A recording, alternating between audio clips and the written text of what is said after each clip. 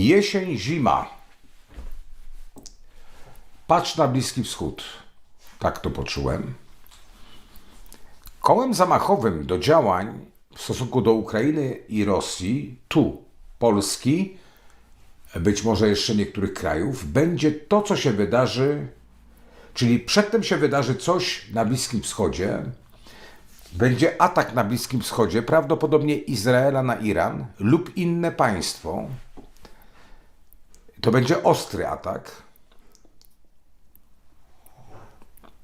To będzie pełnowymiarowa wojna. Bliski Wschód zapłonie ogniem. Wydarzy to się nagle, bardzo niespodziewanie i niezapowiedzianie. Nic nie będzie zapowiadać. Nagle się dowiemy o potężnych atakach na Bliskim Wschodzie. To bardzo koszmarny czas mi się kojarzy, bo w momencie, jak się to rozogni, w momencie, jak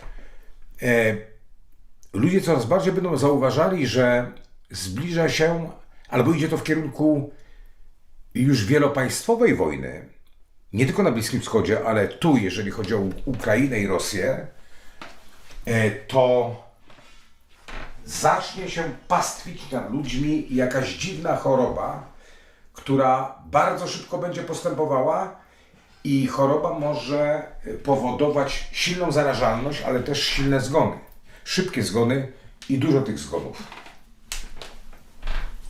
Zaczną być zamykane granice.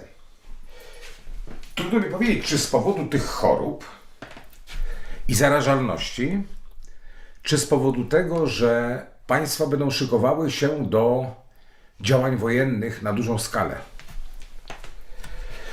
A może jedno i drugie. Zacznie bardzo mocno żywność drożeć. Przez to będzie się widziało coraz mniejszą wartość pieniądza. Złoto może tracić na wartościach albo się bardzo wahać, ale ci, co mają je, niech się go nie pozbywają w panice. Niech je trzymają, bo ono urośnie potem bardzo stabilnie.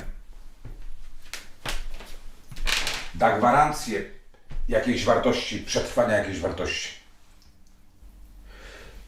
Może być tak, jakaś panika właśnie, jeżeli chodzi o pieniądze, że w niektórych sytuacjach, czy niektóre banki lub w niektórych państwach banki będą wydzielały, okrajowały możliwości wypłacania pieniędzy, będą jakieś limity wypłacań pieniędzy.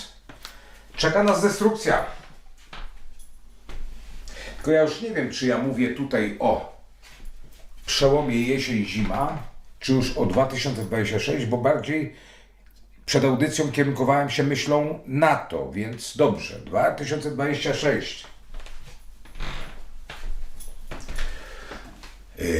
Czuję taki nastrój gotowości, że wiele państw, wielu przywódców państw nie będzie wiedziało, czy będzie wojna, czy nie wejdą w tą wojnę, czy nie. Będzie gotowość. Ta gotowość będzie scedowana na obywateli. Wiele rzeczy raptem, im będzie bardziej zagrożenie, tym będzie się nam mówiło, jeżeli chodzi o handel, o towary, o różne surowce, że niektóre rzeczy będą tak zwane strategiczne i one będą chwilowo albo na wydział, czyli na przydział jakiś, albo będzie ich dużo mniej, trudniej będą jakieś produkty czy surowce do kupienia, będzie pewna trudność, bo będzie to uważane za towar strategiczny. Dojdzie do tego, że politycy będą nam wręcz mówili, że musimy się przygotowywać do konfliktu,